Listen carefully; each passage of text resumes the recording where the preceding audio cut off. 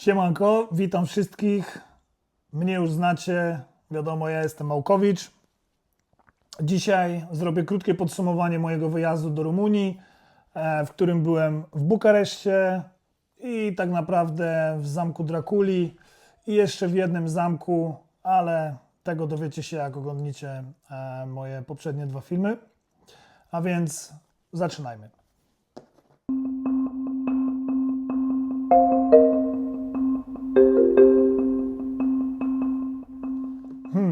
Po części tak, po części nie. Wyobrażałem sobie ją trochę właśnie podobną do Polski, że będą takie klimaty postsowieckie, duże toporne budynki, ale jednak to jest coś więcej niż u nas. Te budynki są naprawdę takie toporne, duże, te balkony, te dachy, wszystko jest naprawdę większe, dużo większe niż w Polsce. I przede wszystkim te mury wyglądają, jakby były, kurczę, nie wiem, z 2 razy grubsze od naszych. No, z pewnością te budynki były tak duże, że jak chodziłem po mieście, to czułem się, jakby mnie to przygniatało. Jakby były one tak duże, że ja się czułem bardzo mały, chodząc po tych budynkach. Wiadomo, że to jest stolica. Wiadomo, że w każdej stolicy zawsze te budynki mieszkalne zawsze są duże, jest ich dużo, są wysokie, ale tam to było naprawdę coś innego. Tak, kolejna rzecz, która mnie zaskoczyła, to była na pewno para, która unosiła się z ziemi tak naprawdę. Tutaj możecie w tle słyszeć, a może nie będziecie słyszeć, bo mam mikrofon podpięty, ale jestem w gościach u mojego przyjaciela i jego psa zamknęliśmy na przedpokoju, więc się dobija, próbuje się tu dostać. Ale on niewiele ma do powiedzenia, on by chciał tylko się bawić. Okej, wracając do tego pytania, co mnie jeszcze tam, czy sobie wyobrażałem tak Rumunię, no to na pewno zaskoczyło mnie to, że ta para wydostaje się z ziemi tak naprawdę i to wyglądało jak w Nowym Jorku, jak na filmach, mimo że tam jeszcze nie byłem, wybieram się niedługo, ale to wyglądało naprawdę ciekawie.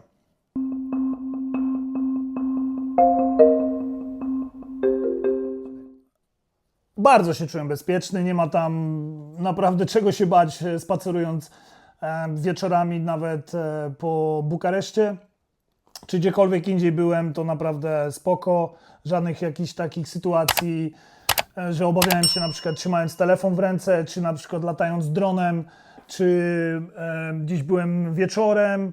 Wiadomo, było parę tam takich sytuacji, o których powiem w następnym pytaniu, bo tam rozwinę bardziej odpowiedź na to pytanie w dalszej części, ale ogólnie naprawdę czułem się tam bezpiecznie. Co jeszcze ciekawe było, to że policja jeździła daciami, a jak wiemy, dacia to nie jest jakieś tam super auto, ale wiadomo, no jaki kraj, jakie mają swoje samochody, no to takich używają, prawda?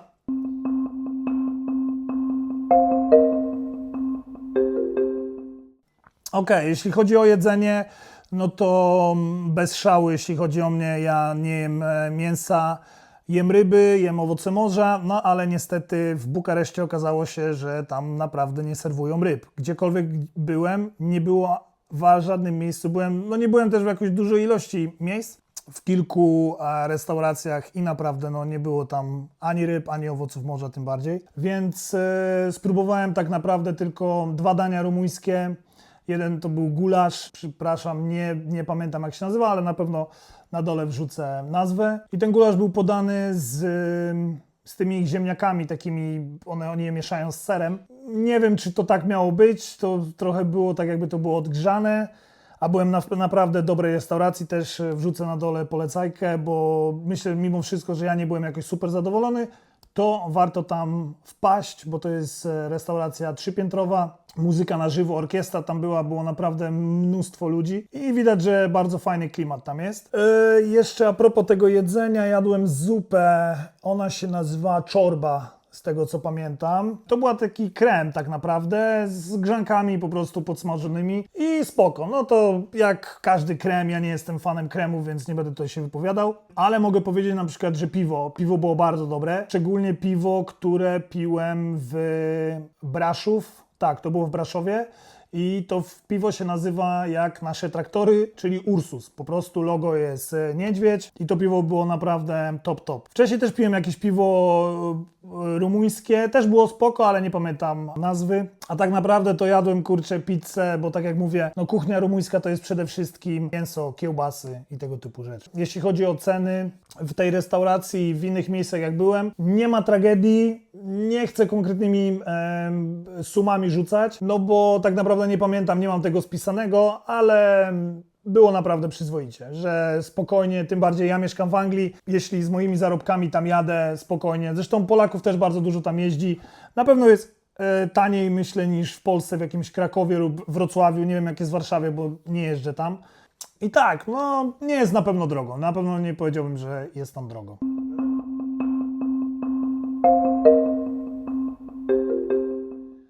Okej, jeśli chodzi o ludzi, nie chcę zabrzmieć tu jakbym osoba, która ocenia ludzi, czy po wyglądzie, czy po zachowaniu, czy jakkolwiek, no ale no, o tym dzisiaj rozmawiamy. Jednym z pytań jest właśnie, żeby powiedzieć coś o ludziach, więc gdy wylądowałem, to tak naprawdę większość ludzi, którzy byli w samolocie, to byli Rumuni Cyganie, więc no wiecie, jak wyglądają Cyganie, są tacy sami w Rumunii jak w Polsce. To nie są Cyganie tutaj z Anglii. I jeśli chodzi o kontakt z tymi ludźmi, no to w samolocie z nikim nie rozmawiałem i nie miałem zbytnio kontaktu, ale jeśli chodzi później tam na przykład w hostelu, była kobieta z Rumunii, była bardzo miła, super pomocna. Później spotkałem jednego takiego chłopaka, który miał korzenie greckie, Janis miał na imię, jeśli będziesz oglądał, pozdrawiam. Janis był bardzo super gość, bardzo ogólnie taki otwarta głowa, bardzo zabawny kolo. Pogadaliśmy sobie trochę, naprawdę fajnie, ale jeżeli chodzi o pobyt na mieście, na Starym Mieście, w tych restauracjach i w różnych lokalach, no to niestety muszę powiedzieć, że obsługa jest no, na bardzo kiepskim poziomie. Nawet bym powiedział, że na najgorszy, na jakim byłem, z jakim się spotkałem, podróżując po różnych krajach. Obsługa jest taka, że wygląda to tak, jakbyś przychodził tam, a oni są obrażeni na to, że tam jesteś, mimo że dajesz im pieniądze, płacisz ich rachunki tak naprawdę. No nie są zbytnio mili. Nie mówię, bo tam jedna dziewczyna była bardzo miła, ale tak naprawdę no większość, nawet mój przewodnik, gdzie pojechaliśmy do zamku Drakuli, no to też był bardzo taki, nie wiem, no ja bym trochę to inaczej jakoś ugryzł, tak starał się być bardziej zabawny, jakiś taki bardziej wyluzacki, a on był taki, ktoś chciał zadać pytanie, to no nie bardzo widziałem, pasowało mu to, że ktoś o coś pyta, no to było takie, no nie za ciekawe. Także no ludzie, wiadomo, pewnie jak wszędzie są dobrzy i źli, ale jeśli chodzi o obsługę, to mówię stricte o obsłudze w restauracjach, że no nie jest to na najwyższym poziomie.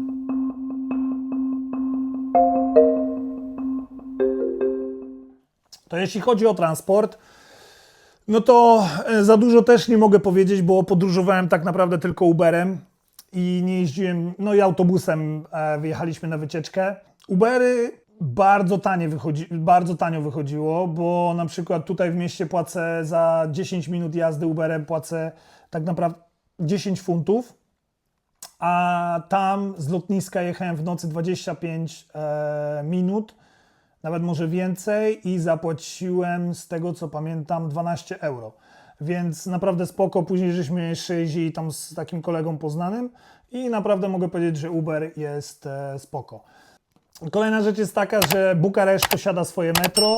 To metro nie jest jakieś bardzo duże, ale na przykład na filmie zobaczycie, tam wchodzę do stacji, bo się tak naprawdę zgubiłem, poszedłem w złą stronę i zszedłem na dół do linii metra i też to robi wrażenie, bo to metro jest takie no stare, właśnie widać tam kurde radziecką rękę, że tak powiem. Widziałem tramwaje były dość takie stare, że tak powiem. Nie znam się na tramwajach, ale wyglądało to jakby to były takie stare tramwaje, nie jakieś nowoczesne. No i tak naprawdę tyle, no i naprawdę bardzo dużo, głównym samochodem jaki jeździ po ulicach Bukaresztu szczególnie, no to na pewno jest Dacia, no to bez wątpienia. Wiadomo, były też grube jakieś fury od Esek, Maybachów, Bentleye i widziałem parę Rolls Royce'ów, ale tak naprawdę głównym samochodem jakim jeżdżą, no Ubery przede wszystkim wszystkie to były Dacie. Więc tyle na temat transportu.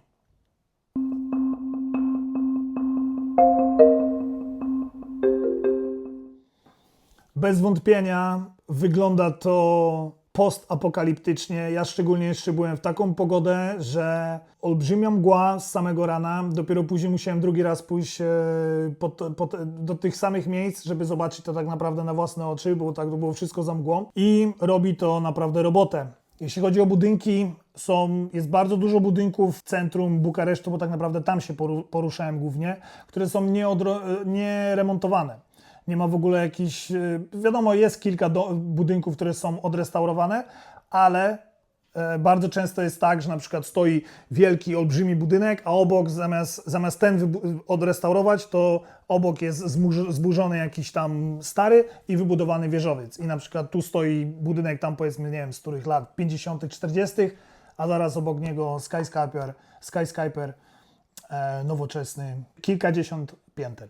No i jeszcze a propos Pałacu Prezydenckiego, no nie wchodziłem do środka, bo jakoś mnie to nie kręciło. Po drugie, tam najprawdopodobniej nie można byłoby nagrywać wideo, bo było napisane, że nie można dźwięku nagrywać, więc jaki jest sens dla mnie.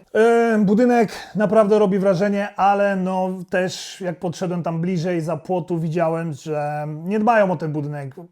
Po prostu tynki się sypały z jakichś tam pobocznych budynków. No nie wyglądało to za dobrze. Centrum też fajnie, dla mnie to fajnie wyglądało, bo na przykład były stare budynki opuszczone, jakieś pustostany, ale były na przykład całe w graffiti wymalowane. Graffiti w ogóle jest bardzo dużo w Bukareszcie, za co to cenię, bo bardzo lubię, jestem fanem graffiti i zawsze tego szukam na moich wyjazdach, tak naprawdę też. No i to by było chyba na tyle, jeśli chodzi o tego typu rzeczy.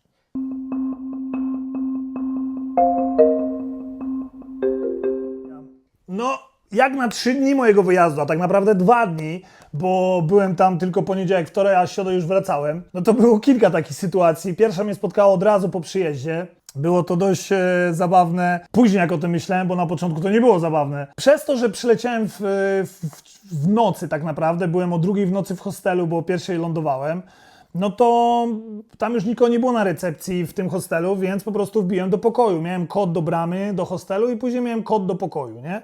No i po cichaczu tam było pełno łóżek, nie wiem ile osób tam było, z 12, z 14 łóżek. Nie wiem ile osób tam spało, ale było naprawdę sporo, na pewno połowa pokoju. No i po cichaczu, żeby nikogo nie budzić, po cichaczu wbiłem się do góry na łóżko, bo tam miałem. No i poszedłem spać, taki kurde po całej nocy, po locie i to zajechany, poszedłem spać. No i jak najszybciej rano chciałem wstać, żeby pójść do łazienki, ogarnąć się. No i tak jak chciałem, tak zrobiłem. Poszedłem rano do tej pani, która siedziała na recepcji, żeby się przywitać przede wszystkim. No i ona, cześć, i mówi do mnie, ale przepraszam, mówi, ale gdzie pan śpi? Ja mówię, no, że tutaj w pokoju C. Ona mówi do mnie, że to jest niemożliwe. Ja mówię, jak niemożliwe? Ona mówi, no niemożliwe, bo to jest kobiecy pokój. Ja mówię, no to w jaki sposób mnie tam daliście? Mówię, no i zaczęła mnie coś tam gadać, ściemniać, że bo jak mamy overbooking, no to czasami dodajemy ludzi do innych pokoi, nawet innej płci i ten. No ale później było tak, żeby przenieśli mnie z tego pokoju od razu i dali mi do innego pokoju, w którym nikogo nie było, więc no tak trochę nie chce mi się wierzyć w to, co ona mówiła, no ale może tak jest, nie wiem. W każdym razie no to było dość zabawne, kiedy później jeszcze wracałem po te swoje rzeczy i tam kobieta się na mnie patrzyła, bo oczywiście przeprosiłem, ale nie wiedziałem, czy mówi po angielsku, czy nie, bo jej mina mówiła coś w stylu weź chłopie, zawijaj się stąd, nie? Okej, kolejna rzecz, tu sobie zapisałem, żeby nie zapomnieć, już wam mówię. Kolejna rzecz, kolejna rzecz to była, to już powiedziałem zabawną rzecz, to teraz powiem taką trochę niezabawną. Jak we wtorek poszliśmy na miasto i tam żeśmy popili trochę z chłopakami, których poznałem z Meksyku, pozdro Eduardo, pozdro z Meksyku i z Brazylii, sorry, Eduardo i Alejandro, to trochę że się napiliśmy, tam była dobra zabawa, tańczyliśmy sobie, wszystko było fajnie, wszyscy się śmiali, wszystko było git. Później poszliśmy do innej knajpy, no i tam jak siedzieliśmy na zewnątrz, mimo że było naprawdę późno, była nie wiem, która 2:00 w nocy czy 1:00 i chłodno, to siedzieliśmy na zewnątrz, to przyszedł jakiś pijany Rumun. Skąd wiem, że to był Rumun, bo sam się przedstawił, sam powiedział, że jest Rumunem, najpierw do mnie sapał, coś tam gadał, jakieś rzeczy nie rozumiałem, po prostu go ignorowałem. No ale w końcu już zaczął mi do ucha krzyczeć i pytać się skąd jestem. Ja mówię mu, że jestem z Polski. On mówi, że mój kraj jest, że tak powiem, zrąbany, spieprzony i tego typu rzeczy. No i od słowa do słowa mogła wyniknąć z tego awantura, ale na szczęście jakoś się ogarnąłem i po prostu odpuliłem tego gościa i sobie poszedł w swoją stronę. Ja poszedłem w swoją stronę, ale było blisko, że była awantura i to była tak naprawdę jedyna sytuacja, kiedy miałem jakikolwiek problem z ludźmi z Rumunii. Była jeszcze jedna sytuacja, w której miałem problem z pewną osobą, a raczej to ona miała problem ze mną. To była dziewczyna z Ameryki, gdzie siedzieliśmy w hostelu, piliśmy sobie tam piwka u takiego koleżki, którego poznałem w jego hostelu. No i tam były gadki na temat polityki. Ja powiedziałem, że nie chcę rozmawiać na temat polityki. Ona zaczęła tam bronić pewnych praw, jakichś tam, które ona przestrzega i uważa je za słuszne. Ja powiedziałem, że się z tym nie zgadzam. No i ona zaczęła się obrażać, to tamto, no i w końcu wyszła i na tym się skończyła nasza rozmowa, a ja konkretnie powiedziałem, że lubię Trumpa i nie widzę nic z tym złego, żeby kogoś lubić, kogoś nie lubić. Każdy ma prawo do tego, żeby kogoś lubić lub nie lubić. Nikomu nie ubliżałem, nikomu nic złego nie robiłem. Kolejna rzecz była taka, że jak wróciłem z imprezy do domu we wtorek właśnie w nocy, do hostelu, to śmierdziało strasznie stopami w pokoju. No, nie było to nic przyjemnego. Później rozkminiłem, że to był gościu z Mołdawii, taki młody chłopak. W ogóle, no sorry, ale gościu, byłeś brudasem, bo w tym, czy przyszedłeś, w tym położyłeś się spać i później wstałeś i tak, no masakra ogólnie. Dobrze, że, nie wiem czemu ja w ogóle okna nie otworzyłem, dobrze, że Eduardo jak wrócił do pokoju, czyli mój koleżka, który mieszkał ze mną w pokoju, wpadł na ten genialny pomysł i otworzył okno, więc trochę się powietrze poprawiło. Tu mam jeszcze jedną rzecz. To jeszcze jedną miałem akcję, że gościu, jak wracałem do domu, niby z Ukrainy facet zaczepił mnie, chciał najpierw jakąś pomoc. Ja mówię, że nie mam pieniędzy, on mówi, że on nie chce pieniędzy. Ja mówię, to co ty chcesz? On mówi, że on chce pomocy. Ja mówię, jakiej pomocy? On mówi, że głodny. Ja mówię, no, że nie mam pieniędzy, że nie mogę kupić, zresztą wszystko było zamknięte, bo to było już późno w nocy. No i on mówi, że on jest z Ukrainy i on potrzebuje pomocy. Ja mówię, z Ukrainy, a wyglądał jak jakiś Arab, a no, na pewno miał ciemną skórę i nie wyglądał jak ktoś z Ukrainy. No sorry, mieszkam w Anglii, więc znam naprawdę dużo narodowości i jestem w stanie rozkminić, kto skąd jest, nawet po twarzy. No i zadałem mu pytanie, jak się nazywa, powiedział mi arabskie nazwisko. No uważam, że raczej ciężko było mieć arabskie nazwisko i pochodzić z Ukrainy. Nieważne, w każdym razie pożegnałem go miło, powiedziałem cześć, Czesiek czapka. I to jest prawda i tak się właśnie zakończyło. Okej, wrócił Chili do nas, a więc może właśnie kamera drgać czasami, bo go trafia tą kamerkę.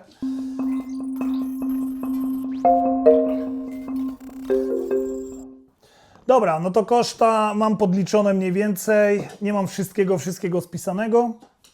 Ale no to tak, zaczynając od lotów, no to lot z Birmingham do Bukaresztu kosztował mnie 61 funtów. Bukowałem go bodajże 3 miesiące wcześniej, czyli co się dzieje? 3 miesiące wcześniej nocleg w hostelu ze śniadaniem. To śniadanie właśnie, a propos jeszcze śniadania w tym hostelu, no to bez szału, ja w ogóle go nie jadłem, to były jakieś po prostu te naleśniki, sam sobie je smażyłeś. To nocleg kosztowało mnie 25 funtów za 3 noce i było naprawdę czysto, super wygodnie, ładowarki do telefonów na ścianie, wszystko fajnie, naprawdę nie mam na co narzekać. Zamek Drakuli, cała ta wycieczka kosztowała 18 funtów, więc myślę, że to było naprawdę tanio, bo sama podróż to jest 3,5 godziny autobusem w jedną stronę. Cała wyprawa to było praktycznie 12 godzin. Plus za to trzeba było jeszcze dokupić bilety na zamek. To był tylko tak naprawdę transport i ten przewodnik nasz w autobusie. Jeśli chodzi o Ubera, jedzenie, kawy i tego typu rzeczy, jakieś tam magnesy, które przywiozłem, no to jest tak naprawdę 150 funtów. Wszystko razem wyszło 254 funty. Czyli jakieś powiedzmy 1300 zł. Czy to jest dużo, czy mało za 3 dni? Pewnie da się taniej, da się drożej, no ja to zrobiłem za tyle. Wiem, to był mój pierwszy wyjazd tak naprawdę solo i spanie w hostelu, więc teraz już mam jakieś tam doświadczenie minimalne i wiem, co zrobić lepiej przy kolejnym wyjeździe. Dzięki.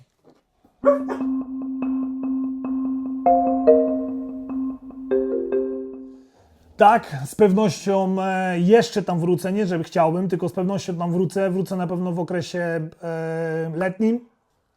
Na przykład słyszałem, że strona, gdzie jest morze, to na pewno jest warta uwagi. No i jest jeszcze tam właśnie te cygańskie miasto, gdzie te wszystkie ich wielkie domy stoją, te tak zwane dacie. I No chciałbym na pewno poznać trochę bardziej kulturę, bo jednak jesteś w stolicy danego kraju, no to tak ciężko poznać tą kulturę. Chciałbym pojechać gdzieś na jakieś takie obrzeża wiejskie, ale z pewnością tam wrócę. No i na pewno polecam Rumunię odwiedzić, szczególnie polecam Bukareszt, który tam trochę zwiedziłem. Zresztą na jednym z moich filmów zapraszam w imieniu całej Rumunii do Bukaresztu, bo naprawdę robi robotę.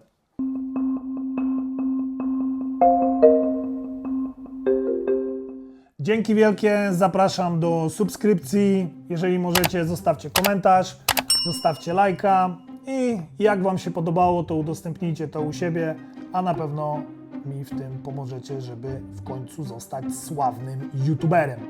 Świrowałem, nie chcę być sławny, ale chcę podróżować i zwiedzać cały świat, a ten YouTube w tym mi pomoże.